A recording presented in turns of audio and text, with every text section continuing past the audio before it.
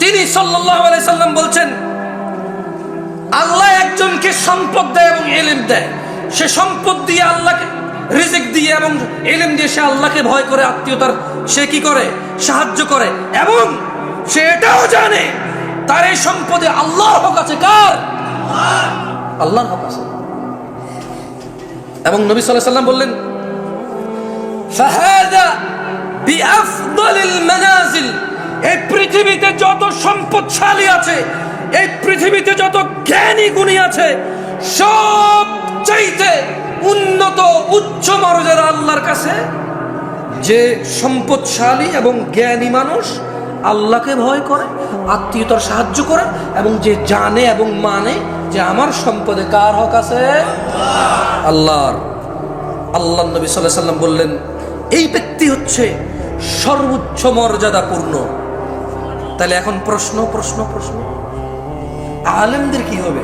জামশেদ ভাই, আলেমরা যারা বক্তব্য দেয়, মাহফিল করে, আচ্ছা এখন তো অনেকে বক্তা, যেমন আমি কোনো আলেম না, আমি হচ্ছে বক্তা। আমি কি বক্তা? এটা হচ্ছে বাস্তব, মানে এটা হচ্ছে সমাজের রাশ রিয়েলিটি। কেউ মেনে নিতে চাচ্ছে না আমাকে এজ বক্তা হিসেবে। শেখ, উস্তাজ, যারা হুজুর মানে শেখ বোঝে, তারা হুজুর। লা হাওলা ওয়ালা কুওয়াতা ইল্লা বিল্লাহ। ইখওয়ান, কি হয়েছে আপনাদের? ধ্বংস হয়ে যাবেন। আমি জামশেদ মজুমদার, আপনার কোনো প্রবলেম হলে ফতোয়া দেওয়ার ক্ষমতা জ্ঞান রাখি না, আসলে রাখি না। সূক্ষ্ম কোনো জ্ঞান নেই আমার কাছে। এটা আমি আল্লাহর কাছে দোয়া করি, আল্লাহ আমাকে ওই জ্ঞান দান করুক এবং চেষ্টার তৌফিক দান করুন, সর্বোচ্চ সহজ করে দিন আল্লাহ তাআলা আমার জন্য। আমি এটা আল্লাহর কাছে চাই। তবে এখন পর্যন্ত আমি পারবো না আপনাকে কোনো ফতোয়া মাসাইল দিয়ে সমাধান করতে। আলেম পারবে। কে পারবে?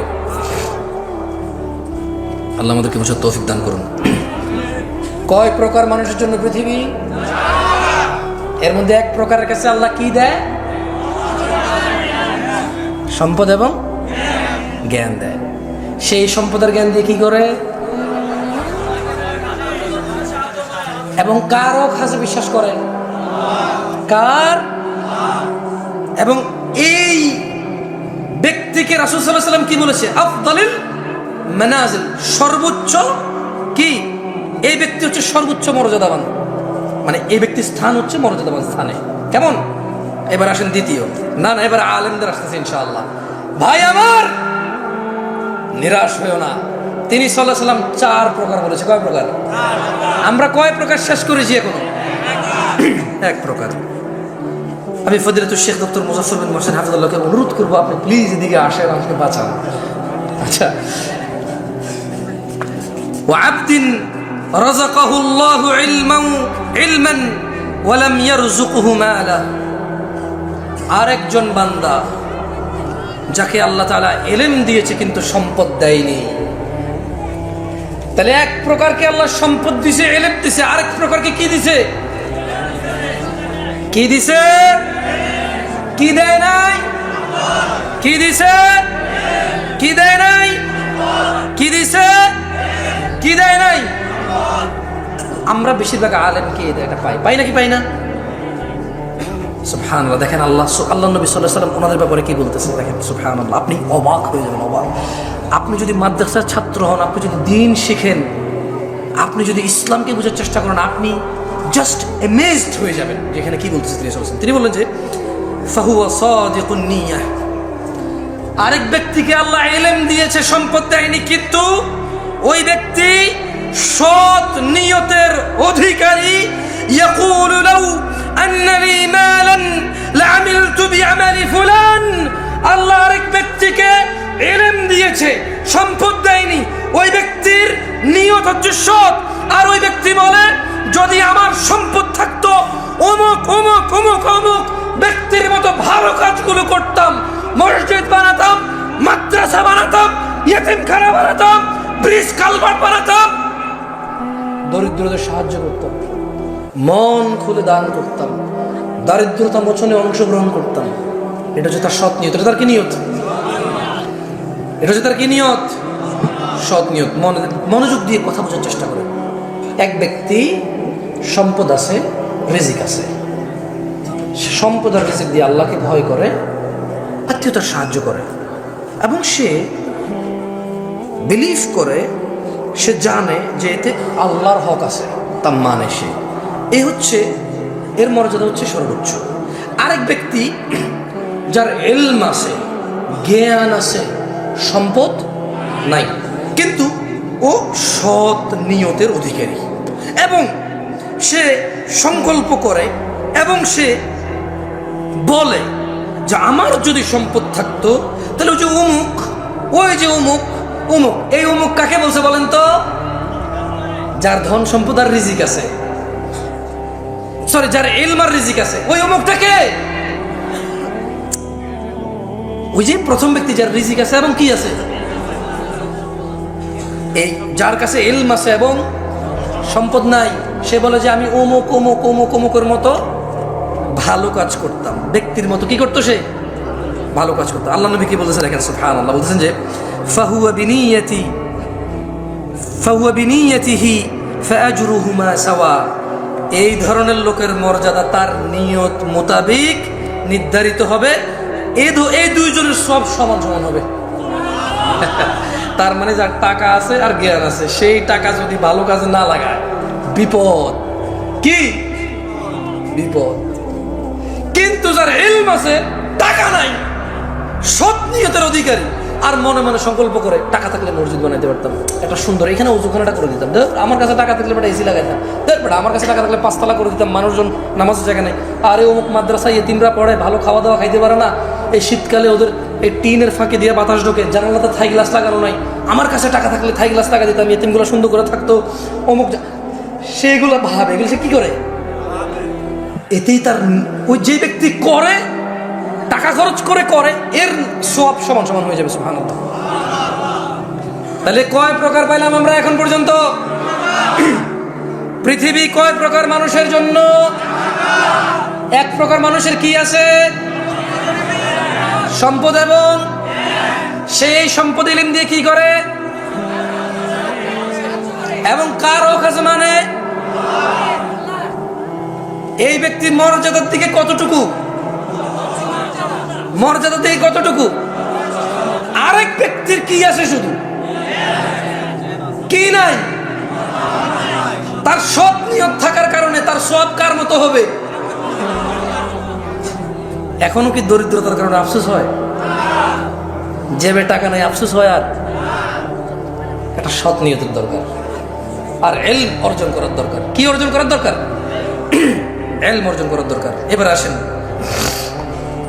এবার তিনি সাল্লাল্লাহু আলাইহি সাল্লাম বললেন, ওয়া আবদিন রাযাকাহুল্লাহু মালান ওয়া ইলমা ওয়া লাম ইয়ারযুকহু ইলমা, যেটা বলছি আপনাকে। অতএব সে ব্যক্তি এই বিষয়ে তার রবকেও ভয় করে না, মানে এখানে আমি বলি আপনাকে, মূলত 4 প্রকার বলছে না, এক প্রকার কাছে ইলম আছে, সম্পদ আছে, ভালো করে, আরেক প্রকার কাছে ইলম আছে, সম্পদ নাই, দুইজন সমান। আরেক প্রকারের কাছে কি আছে? ইলম নাই, সম্পদ নাই, কি নাই, কি নাই? আচ্ছা, এরকম আছে কিনা বলেন তো? রিক্সা ড্রাইভার, ভ্যান ড্রাইভার, রিক্সা ড্রাইভার, ভ্যান ড্রাইভার, তারপর যে মাটি কাজ করে যারা ফসলের জন্য, আছে কিনা? আসলে আমাকে শেখ সাইফুদ্দিন বেলাল মাদানী হাফেজাহুল্লাহ অনেক আগে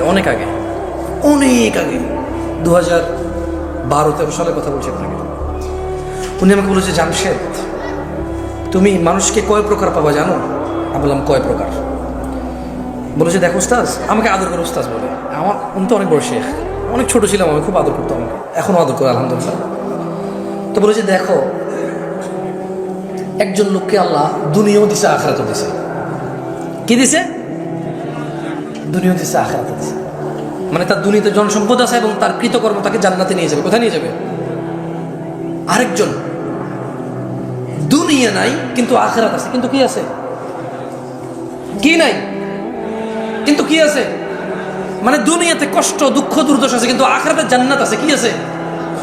বলে যে আরেক প্রকার দেখো, দুনিয়া আছে আখিরাত নাই, মানে এর ধন সম্পদ টাকা পয়সা মানে সম্ভ্রান্ত ক্ষমতা সব আছে প্রাচুর্য, কিন্তু কি নাই? জান্নাত নাই। কি নাই? বলে যে আরেক প্রকার দেখো, দুনিয়াও নাই আখিরাতও নাই। আমি একবার আমার এক ফ্রেন্ডকে এয়ারপোর্টে রিসিভ করতে আসতেছিলাম 2013-14 সালের কথা 15 সালের কথা বলতেছি আপনাকে। তো আমি তখন ঢাকায় থাকি না, ঢাকা আমি চিনি না। তো আমি যখন আমাদের কুমিল্লার দিক থেকে ওদিক থেকে আসলাম, এই স্টাফ কোয়ার্টার যে রোড, আমি কোনোগুলোর নাম জানি না তখন, কেমন রমাদানের সময় ছিল, 2015 সালের কথা বলছি। তো আমি আমার ফ্রেন্ডকে নেওয়ার জন্য ওদিক থেকে গাড়ি নিয়ে আসছিলাম, এয়ারপোর্টে যাব। তা আমি কিছু চিনি না, দেখলাম যে রমাদানের সময় তাল কাটতেছে, তাল মানে তখন জুমার দিন, কিসের দিন মানে জুমার দিন, জুমার রোজা ছিল এটা, তাল কাটতেছে। আরে আমাদের এলাকার দিকে ওই যে কালো পর্দা মর্দা দিয়ে খায় কেউ কেউ, বুঝছেন, উপজেলা শহরও কেউ কেউ কালো পর্দা লাগায় লিখে রাখে অমুসলিমদের জন্য খাওয়ার ব্যবস্থা আছে, বুঝছেন, এরকম লেখে। এবার মুসলমান মুসলিম কে কারা কি আর দেখে বুঝে যে কে মুসলমান কে মুসলমান, খাচ্ছে। আচ্ছা এটা বুঝলাম।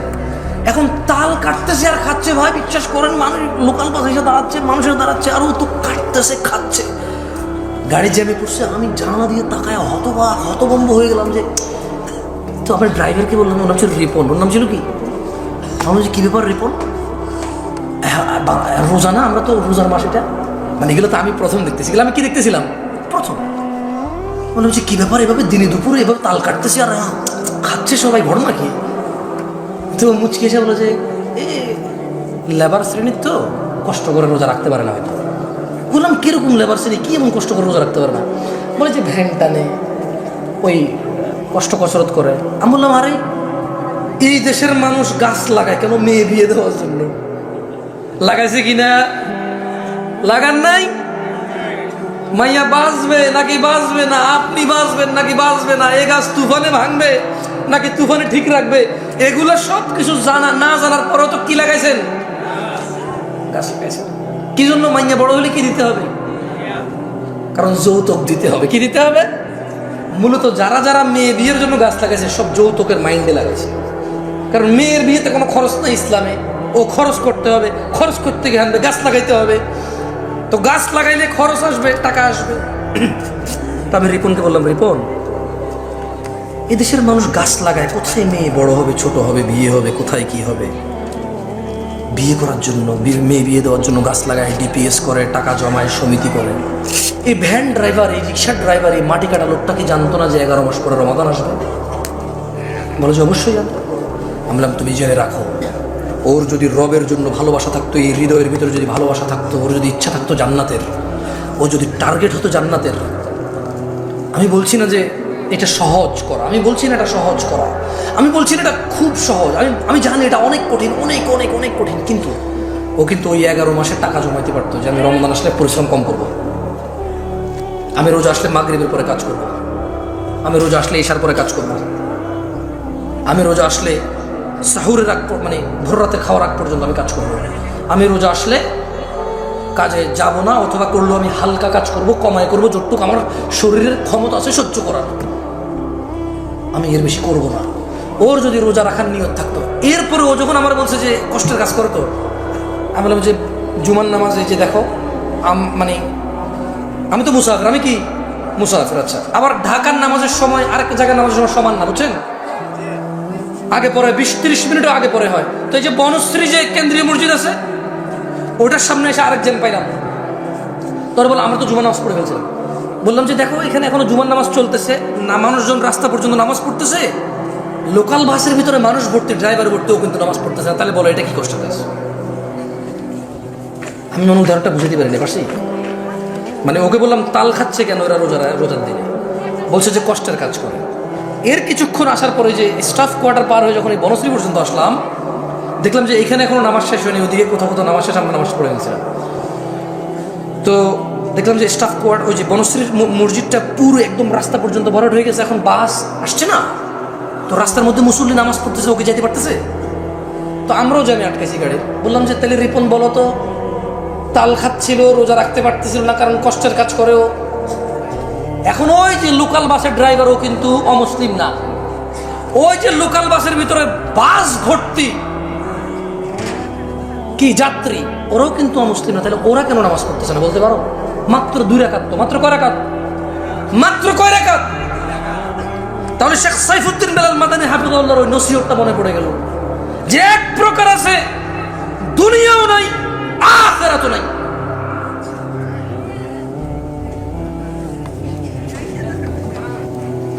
আল্লাহ সুবহানাহু ওয়া তাআলা আমাদেরকে বোঝার তৌফিক দান করুন দিলে ভাইরা। আমি আপনাদের একটা হাদিস শিখাই, শিখবেন? শিখবেন? আমি আপনাদের বিরক্ত করতে চাই না আসলে। আমি আজকে মানে স্টেজে উঠছি থেকে আমি একটু কনফিউজ। শেখ আমাকে বলছে একটু লম্বা সময় বলতে হবে, আমি আসলে বুঝতেছি না আমি কি বলবো। আমার যদি 40-50 মিনিট হতো আমি একটা বিষয় চয়েস করতাম, সুন্দর করে বলে চলে যাওয়ার চেষ্টা করতাম। আচ্ছা, একটা হাদিস শিখেন। আল্লাহ নবী সাল্লাল্লাহু আলাইহি ওয়াসাল্লামের কাছে এক ব্যক্তি এসে বলল যে আরাআইতা ইযা সাল্লাইতা সালাওয়াতুল মাকতুবাত। এক ব্যক্তি এসে আল্লাহ নবীকে বলল যে ইয়া রাসূলুল্লাহ, আপনি কি মনে করেন আমি যদি ফরজ নামাজ সমূহ পড়ি, অসুমতু রমাদান, এবং রমাদান মাসের রোজা রাখি, সে কি করবে? ফরজ নামাজ পড়বে এবং রমাদান মাসে রোজা রাখবে,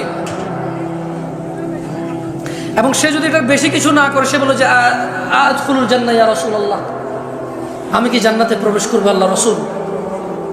তিনি সাল্লাল্লাহু আলাইহি সাল্লাম বললেন যে নাআম, হ্যাঁ তুমি জান্নাতে প্রবেশ করবা। সে কি করবে বলেন তো? বলতে পারেন সে কি করবে? বলতে পারেন সে কি করবে? নামাজ পড়বে আর কি করবে? রোজা রাখবে। আল্লাহ নবী বলছে সে জান্নাতে যাবে। ওই লোক আল্লাহ নবী সাল্লাল্লাহু আলাইহি ওয়াসাল্লামকে বলল যে ওয়াল্লাহি, আল্লাহর কসম, লা আযীদু আলা যালিকা শাইআ, আমি এর বেশি কিছু করব না। যাকে একটু কোরআন তেলাওয়াত করে কি করে বুঝতেছি না। আউযু বিল্লাহি মিনাশ শাইতানির রাজীম। আচ্ছা, কারা কারা সূরা ফাতিহা পারেন? সূরাতুল ফাতিহা কারা কারা পারেন? আসলেই পারেন? এ ভাই আপনি পড়েন তো, ওঠেন। হাসেন কেন? উনি আপনি পারেন বলছেন না? পড়েন। হ্যাঁ ওঠেন জোরে। আউযু বিল্লাহি মিনাশ শাইতানির রাজীম, বিসমিল্লাহির রহমানির রহিম, এরপর পড়েন। ওদিকে ফিরে পড়েন, আমি দেখবো সমস্যা ওদের।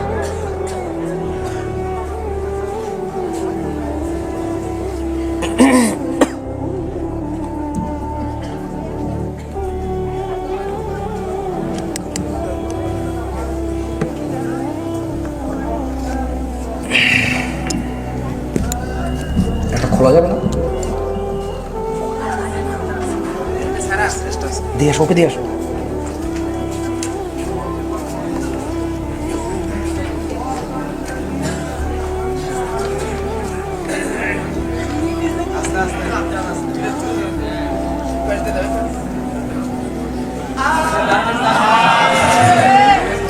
হয়েছে হয়েছে হয়েছে, বসেন, আমি শুনি নাই, আরেকজন শুনবো।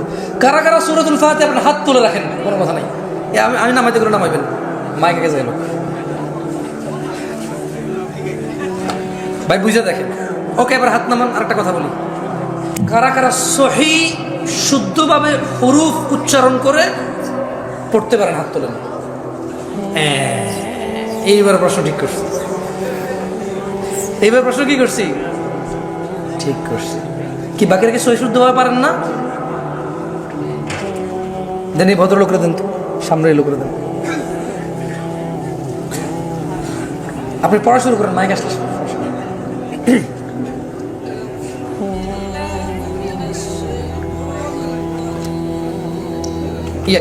আপনি মাদ্রাসা ছাত্র, বসেন বসেন। উনি আগে থেকে জান, আমি জানি। আমি তো মাদ্রাসার ছাত্র না, মাদ্রাসার ছাত্র না ভাই। আপনি সূরাতুল ফাতিহা পড়েন তো, দিকে আসুন। আপনি, হ্যাঁ আপনি পড়বেন না? লজ্জা পেলে ডাক্তার নেই, পড়বেন না? না ভাই, জামশেদ পর্যন্ত দাওয়াত দিয়ে না, কখন যে কোন বিপদ আয়োজন করবো এসে পড়ে। মনে কিছু করেন না, আমি দেখেছি বহু আয়োজক টাকুন নিচে প্যান্ট। আমি এই দেশের মাটিতে দেখেছি বহু আয়োজক দাড়ি শেভ করা। আয়োজন মাহফিলের আয়োজন পুরো জাতির হিদায়াতের, শুধু নিজেকে বাদ দিয়ে। আবার ঠিক ঠিক করেন, ঠিক বলাইছি না আপনাকে? একবার আপনাকে ঠিক বলাইছি না? তা আবার ঠিক বলছেন কেন?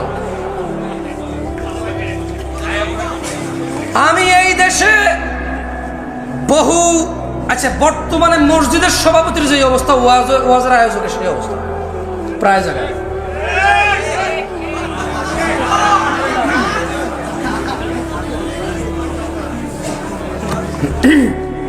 আচ্ছা, আউযু বিল্লাহি মিনাশ শাইতানির রাজীম, বিসমিল্লাহির রহমানির রহিম। والنازعات غرقا والناشطات نشطا والسابحات سبحا فالسابقات سبقا فالمدبرات أمرا يوم ترجف الراجفة تتبعها الرادفة قلوب يومئذ واجفة أبصارها خاشعة أبصارها خاشعة يقولون إنا لمردودون في الحافرة أإذا كنا عظاما نخرة قالوا تلك إذا كرة خاسرة فإنما هي زجرة